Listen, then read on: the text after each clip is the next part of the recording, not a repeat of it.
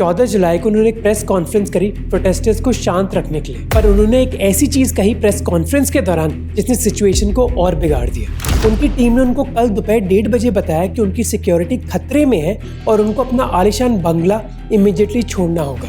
Recent years में political instability हर जगह है, चाहे वो श्रीलंका हो, पाकिस्तान हो, अफगानिस्तान हो, म्यांमार हो और अब बांग्लादेश हो। इसलिए वो लोग जो कह रहे हैं कि बांग्लादेश में प्रो डेमोक्रेसी रेवोल्यूशन आ गया है, उनको सोचने की जरूरत है। रेवोल्यूशन आए या फिर नहीं, ये डिपेंड करता है कि अगली बार कुर्सी पर बैठेगा।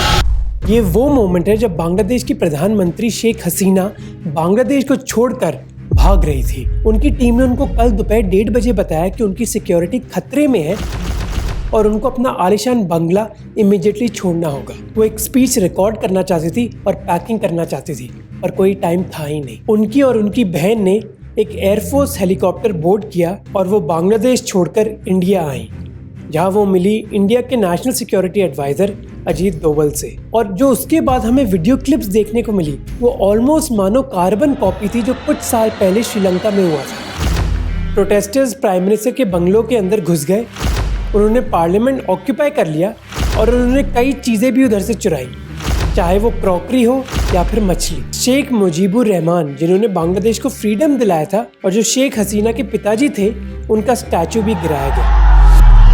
तो प्राइम मिनिस्टर शेख हसीना ने भला ऐसा किया क्या जिसकी वजह से उनको अपना देश छोड़ना पड़ा, मैं आपको बताऊंगा इस वीडियो में।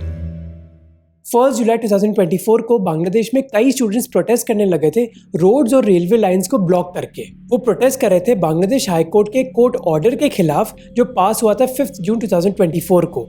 इस ऑर्डर ने एक कंट्रोवर्शियल कोटा सिस्टम वापस से री इंट्रोड्यूस कर दिया था बांग्लादेश में। अब भला एक कोटा सिस्टम था क्या, ये आप तभी समझ पाओगे जब आप समझोगे बांग्लादेश की फ्रीडम मूवमेंट। 1947 की पार्टीशन के बाद बांग्लादेश को ईस्ट पाकिस्तान बुलाया जाता था और वो पाकिस्तान का एक हिस्सा था, क्योंकि पाकिस्तान का बंटवारा रिलीजियस लाइंस पर हुआ था और ईस्ट पाकिस्तान मुस्लिम मेजॉरिटी था, इस वजह से वो पाकिस्तान का ही हिस्सा था। उनका मानना था कि पाकिस्तान क्योंकि मुस्लिम मेजॉरिटी है, इसलिए ईस्ट हो या फिर वेस्ट सब एक साथ मिलकर रहेंगे, पर ऐसा हुआ नहीं। ईस्ट पाकिस्तानीज के खिलाफ डिस्क्रिमिनेशन स्टार्ट हो गया था। ईस्ट पाकिस्तान में भले ही ज्यादा लोग थे, पर ज्यादा पैसा वेस्ट पाकिस्तान में खर्च हो रहा था। ईस्ट पाकिस्तान में बोली जाती थी बंगाली भाषा, पर उर्दू ईस्ट पाकिस्तान और वेस्ट पाकिस्तान दोनों की ऑफिशियल लैंग्वेज बना दी गई। तो जो डिस्क्रिमिनेशन की ये फीलिंग थी, ये धीरे धीरे उबल रही थी। फिर 1970 में दो चीजें हुई। साइक्लोन भोला ने ईस्ट पाकिस्तान को तहस नहस कर दिया। 3 से 5 लाख लोग मारे गए, पर वेस्ट पाकिस्तान ने बहुत कम मदद करी। 1 महीने बाद फिर पाकिस्तान में पहले जनरल इलेक्शंस हुए। नेशनल असेंबली में वेस्ट पाकिस्तान में थी करीब 138 सीट्स और ईस्ट पाकिस्तान में थी 162 सीट्स। मेनली इस इलेक्शन में 2 पॉलिटिकल पार्टीज थी। वेस्ट पाकिस्तान में बेस्ड जुल्फिकार अली भुट्टो की पाकिस्तान पीपल्स पार्टी और ईस्ट पाकिस्तान में बेस्ड शेख मुजीबुर रहमान की अवामी लीग। अब शेख मुजीबुर रहमान बहुत बड़े लीडर थे ईस्ट पाकिस्तान में। उन्होंने कई बार लोगों को बताया कि कैसे वेस्ट पाकिस्तान उनको दबा रहा है, उनकी भाषा को दबा रहा है और उनको पैसे भी नहीं दे रहे हैं। अब ये हालात थे जब 1970 के जनरल इलेक्शंस हुए और जब रिजल्ट्स आए तो वेस्ट पाकिस्तान के लीडर्स शॉक हो गए। अवामी लीग ने 162 में से 160 सीट जीत ली ईस्ट पाकिस्तान की, जबकि पीपीपी ने वेस्ट पाकिस्तान की 138 में से 81 सीट जीत ली, जिसका मतलब था कि नेशनल असेंबली में अवामी लीग एक गवर्नमेंट बनाएगी, यानी कि पहली बार पॉलिटिकल पावर ईस्ट पाकिस्तान में होगी। पर वेस्ट पाकिस्तान के लीडर्स ने ये करने से मना कर दिया। याया खान और पाकिस्तान की मिलिट्री ने अवामी लीग की विक्ट्री को रिकॉग्नाइज करने से ही मना कर दिया, जिसकी वजह से ईस्ट पाकिस्तान में शेख मुजीबुर रहमान ने एक सिविल डिसोबीडियंस मूवमेंट स्टार्ट करी। 7 मार्च 1971 को ढाका के रेस कोर्स ग्राउंड में मुजीबुर रहमान ने एक आइकॉनिक स्पीच दी। उन्होंने कहा कि पाकिस्तान के बंगाली लोगों को एकजुट रहना होगा और उन्होंने एक आज़ाद बांग्लादेश की मांग करी। 25 मार्च 1971 को वेस्ट पाकिस्तान की फोर्सेस ने ईस्ट पाकिस्तान में इन्वेड कर दिया इन प्रोटेस्ट को दबाने के लिए। वेस्ट पाकिस्तान की फोर्सेस ने एक ऑपरेशन सर्च लाइट स्टार्ट किया जहाँ कई सिविलियंस मारे गए, जिसके बाद एक रेजिस्टेंस फोर्स स्टार्ट हुई बांग्लादेश में। इस फोर्स का नाम था मुक्ति बाहिनी। इस ग्रुप में कई फॉर्मर आर्मी लीडर्स और सिविलियंस मौजूद थे, जिनको सपोर्ट दिया गया इंडियन सरकार से। मुक्ति बाहिनी और इंडियन आर्मी ने वेस्ट पाकिस्तान की फोर्सेस को हरा दिया और 1971 में बांग्लादेश आज़ाद हुआ। अवामी लीग के शेख मुजीबुर रहमान, जो फ्रीडम मूवमेंट के चेहरे थे, वो बांग्लादेश के पहले प्राइम मिनिस्टर बने। और अब आती है कोटा की बात। जब बांग्लादेश को आज़ादी मिली तो शेख मुजीबुर रहमान ने एक वादा किया कि वो लोग जिन्होंने आज़ादी दिलाई बांग्लादेश को, और उन महिलाओं को जिनको अत्याचार सहने पड़े थे वेस्ट पाकिस्तान की आर्मी से, उनको एक स्पेशल कोटा दिया जाएगा सिविल सर्विस में। इनिशियल कोटा सिस्टम में 30% जॉब्स फ्रीडम फाइटर्स के लिए रिजर्व थी, 10% उन महिलाओं के लिए जिनको आज़ादी के दौरान अत्याचार सहने पड़े थे, और 40% उन लोगों के लिए जो बैकवर्ड डिस्ट्रिक्ट से थे। अब बांग्लादेश को आज़ादी मिली थी 1971 में, पर 20-25 साल बाद ये कोटा सिस्टम डाइल्यूट होता गया क्योंकि कई फ्रीडम फाइटर्स की मौत हो गई थी। इसी वजह से 1997 में कोटा सिस्टम चेंज कर दिया गया। अब फ्रीडम फाइटर्स के बच्चों को भी कोटा दिया जाएगा, और 2010 में एक और चेंज लाया गया। अब फ्रीडम फाइटर्स के ग्रैंड चिल्ड्रन को भी कोटा दिया जाएगा। इसका मतलब था कि अब 56% जॉब्स डिफरेंट लोगों के लिए रिजर्व थी। 30% फ्रीडम फाइटर्स के बच्चे और ग्रैंड चिल्ड्रन के लिए, 10% महिलाओं के लिए, 10% बैकवर्ड डिस्ट्रिक्ट्स के लिए, 5% एथनिक माइनॉरिटीज़ के लिए, और 1% उन लोगों के लिए जिनमें फिजिकल डिसेबिलिटीज़ हैं। तो यानी कि बस 44% सरकारी जॉब्स मेरिट बेस्ड थी। और इसी वजह से 2018 में देश भर में स्टूडेंट प्रोटेस्ट स्टार्ट हुई, क्योंकि वो इस कोटा सिस्टम में चेंज लाना चाहते थे। स्टूडेंट्स का गुस्सा मेनली था कि 30% जॉब्स क्यों रिजर्व्ड है उन फ्रीडम फाइटर्स के बच्चे और पोता पोतियों के लिए। आज़ादी फ्रीडम फाइटर्स ने दिलाई तो पोता पोतियों को भला कोटा क्यों दिया जा रहा है? ये मैटर फिर बांग्लादेश के हाई कोर्ट तक चला गया। 8 मार्च 2018 को जब कोटा सिस्टम के बारे में पिटीशन बांग्लादेश के हाई कोर्ट में पहुंची, तो हाई कोर्ट ने इस पिटीशन को रिजेक्ट कर दिया। उन्होंने ये नहीं कहा कि कोटा सिस्टम सही है या फिर गलत, बल्कि उन्होंने कहा कि जिसने ये पिटीशन सबमिट करी है उसका कोटा सिस्टम से लेना देना ही नहीं है, तो आपने भला ये पिटीशन सबमिट ही क्यों करी? पर इसके बाद जो सरकार का रिस्पॉन्स था, उस वजह से बवाल मचा। शेख हसीना सरकार ने कहा कि कोटा सिस्टम में कोई प्रॉब्लम नहीं है, ये कंटिन्यू रहेगा। शेख हसीना वही महिला है जिन्होंने 28 साल की उम्र में ऑलमोस्ट अपने पूरे खानदान को मरते हुए देखा, जब 1975 के मिलिट्री कू में उनको मार दिया गया। उनकी जान इसी वजह से बची थी क्योंकि वो उस समय जर्मनी में थी, और इस इंसिडेंट के बाद उनके मन के अंदर एक बहुत बड़ा शक था बांग्लादेशी आर्मी के बारे में, और ये शक करीब 40 साल बाद 2024 में रेलेवेंट होगा। आप बने रहो। अब मैं इस वीडियो में बांग्लादेश की पॉलिटिकल हिस्ट्री के बारे में बात नहीं करूंगा कि शेख हसीना प्राइम मिनिस्टर बनी कैसे, क्योंकि फिर वीडियो लंबा हो जाएगा। मैं फोकस रखना चाहता हूँ कोटा सिस्टम पर। बांग्लादेश में कई लोगों ने कहा कि शेख हसीना के लिए कोटा सिस्टम बहुत ही इमोशनल इश्यू था, क्योंकि ये कोटास उनके पिताजी ने इंट्रोड्यूस करे थे। अपने पॉलिटिकल करियर में शेख हसीना अपने पिताजी की कई लेगेसी और प्रिंसिपल से इन्फ्लुएंस रही हैं, और शेख मुजीबुर रहमान की लेगेसी में इस कोटा सिस्टम ने एक इम्पॉर्टेंट रोल प्ले किया था। इस वजह से शेख हसीना इस कोटा सिस्टम को नहीं हटाना चाहती थी। इसी वजह से 2018 में उन्होंने अनाउंस किया था कि बांग्लादेश के हाई कोर्ट के ऑर्डर के बाद कोटा सिस्टम बना रहेगा, पर स्टूडेंट्स इस बात को मानने के लिए बिल्कुल तैयार नहीं थे, क्योंकि गुस्सा बस कोटा के बारे में नहीं था। कोटा के पीछे नौजवानों के बीच एक बेरोजगारी की समस्या थी।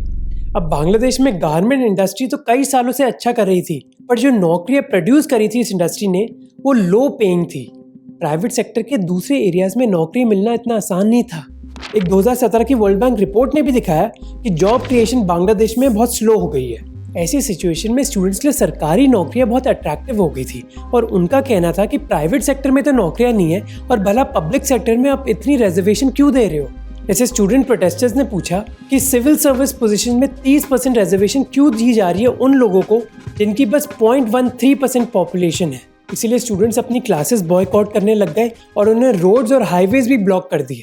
कई स्टूडेंट्स ने सरकारी वेबसाइट्स भी हैक कर दी कोटा की रिफॉर्म की मांग के लिए, जबकि ऑपोजिशन पार्टीज कह रही थी कि शेख हसीना एक कोटा सिस्टम रखना चाहती है ताकि उनकी ब्यूरोक्रेसी में वही लोग आए जो उनकी वाहवाही करते रहे। पर 2018 में प्रोटेस्ट इतनी हद तक बढ़ गई थी कि सरकार को चेंज लाना ही पड़ा। दबाव के चलते 2018 में बांग्लादेश की सरकार ने अनाउंस किया कि अब कोटा सिस्टम कैंसिल कर दिया जाएगा। तो प्रोटेस्टर्स को वो मिल गया जो उनको चाहिए था, कहानी खत्म और बांग्लादेश वापस से पीसफुल हो गया। नहीं, ये चीज बदली 6 साल के अंदर। बांग्लादेश के फ्रीडम फाइटर्स के कई रिलेटिव्स ने हाई कोर्ट में पिटीशन डाली कि सरकार का डिसीजन जिसे कोटा सिस्टम को हटा दिया गया वो गलत है।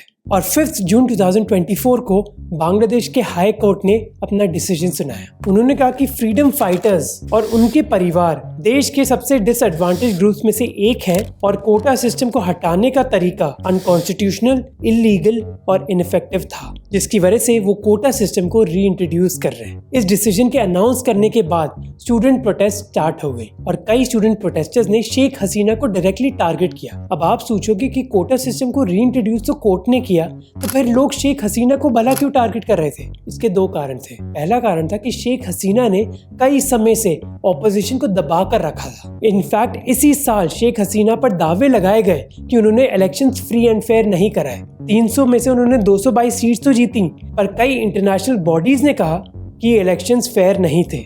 बांग्लादेश की main opposition party BNP, Bangladesh nationalist party ने इन इलेक्शंस को बॉयकॉट भी कर दिया था। मानो शेख हसीना बांग्लादेश में वन पार्टी रूल यूज कर रही थी। और उनकी दूसरी गलती थी कि उन्होंने स्टूडेंट प्रोटेस्टर्स के खिलाफ एक्सेसिव फोर्स यूज करी। 1 जुलाई 2024 के बाद प्रोटेस्ट वापस से स्टार्ट हुई। स्टूडेंट्स ने इन प्रोटेस्ट को बांग्ला ब्लॉकेड बुलाया और ढाका में ही नहीं बल्कि बांग्लादेश के नॉर्दर्न पार्ट में भी ट्रैफिक और ट्रेन की सर्विसेज को रोक दिया गया। पर किसी ने ये नहीं सोचा था कि शेख हसीना 1 महीने के अंदर देश छोड़कर ही चली जाएंगी। सिचुएशन टेंस जरूर थी पर काम थी। इनफैक्ट 8 जुलाई को शेख हसीना चाइना की 4 दिन की विजिट पर भी गई, जहां उन्होंने शी जिनपिंग के साथ कई अग्रीमेंट साइन करे। पर सडनली उन्होंने अनाउंस किया कि वो चाइना से जल्दी वापस आ जाएंगी। उन्होंने बहाना दिया अपनी बेटी की हेल्थ का, पर लोगों को पता था कि वो जल्दी बांग्लादेश क्यों आ रही है। 14 जुलाई को उन्होंने एक प्रेस कॉन्फ्रेंस करी प्रोटेस्टर्स को शांत रखने के लिए, पर उन्होंने एक ऐसी चीज कही प्रेस कॉन्फ्रेंस के दौरान जिसने सिचुएशन को और बिगाड़ दिया। अपनी स्पीच में शेख हसीना ने कहा कि फ्रीडम फाइटर्स के पोते पोतियों को कोटा नहीं मिलेगा तो क्या रजाकार के पोते पोतियों को मिलेगा? जब शेख हसीना ने ये रजाकार शब्द यूज किया अपनी प्रेस कॉन्फ्रेंस में, उसी ने सिचुएशन पूरी तरह बदल दी, क्योंकि ये टर्म बांग्लादेश में बहुत ही भद्दा है। 1971 में बांग्लादेश की आजादी की लड़ाई में जो रजाकार थे उन्होंने पाकिस्तान मिलिट्री को सपोर्ट किया था बांग्लादेश के इंडिपेंडेंस फाइटर्स के खिलाफ। इन लोगों ने कई भद्दी चीजें करी थी, उन्होंने सिविलियंस को मारा था और कई भी करे। इसलिए जब शेख हसीना ने ये शब्द यूज किया था अपनी प्रेस कॉन्फ्रेंस में, प्रोटेस्टर्स और गुस्सा हो गए। उन्होंने कई नारे लगाए,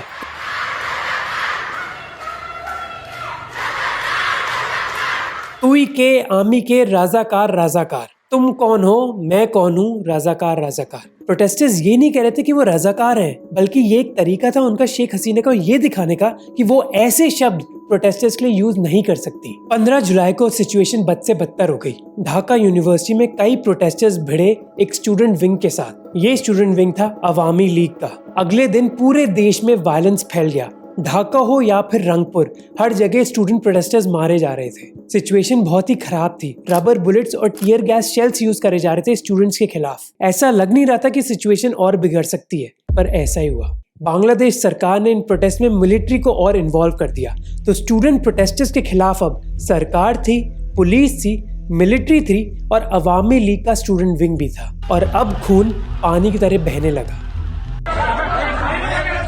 18 जुलाई को 15 से ज्यादा स्टूडेंट्स मारे गए। ढाका की सड़कों पर अब टैंक्स थे। प्रोटेस्टर्स ने नारे लगाए कि डिक्टेटर को गिराओ।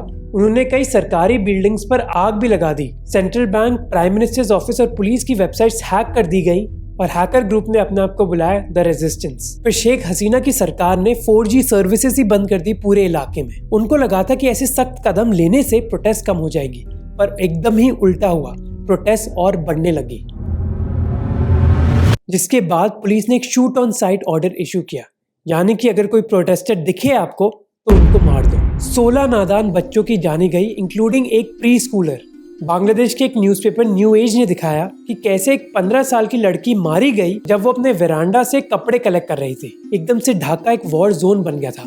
16 और 20 जुलाई के बीच 100 से ज्यादा स्टूडेंट्स मारे गए, और ये तो बस ऑफिशियल नंबर थे, अनऑफिशियली नंबर्स बहुत ज्यादा थे। फिर 21 जुलाई को बांग्लादेश के सुप्रीम कोर्ट ने अपनी जजमेंट पास करी हाई कोर्ट के ऑर्डर पर, जिसकी वजह से ये सारा बवाल स्टार्ट हुआ था। बांग्लादेश के सुप्रीम कोर्ट ने सरकारी नौकरियों में आरक्षण पर हाई कोर्ट के फैसले को पलट दिया है। उन्होंने हाई कोर्ट का ऑर्डर कैंसिल कर दिया और कहा कि 93% जॉब्स अब मेरिट पर होंगी और जो 7% जॉब्स हैं वही बस एक कोटा के जरिए होंगी। 5% कोटा होगा वेटरन्स का, यानी कि फ्रीडम फाइटर्स के बच्चों के लिए, और 2% कोटा होगा एथनिक माइनॉरिटीज, ट्रांसजेंडर्स और डिसेबल्ड लोगों के लिए। पर इस वर्डिक्ट से प्रोटेस्टर्स खुश नहीं थे।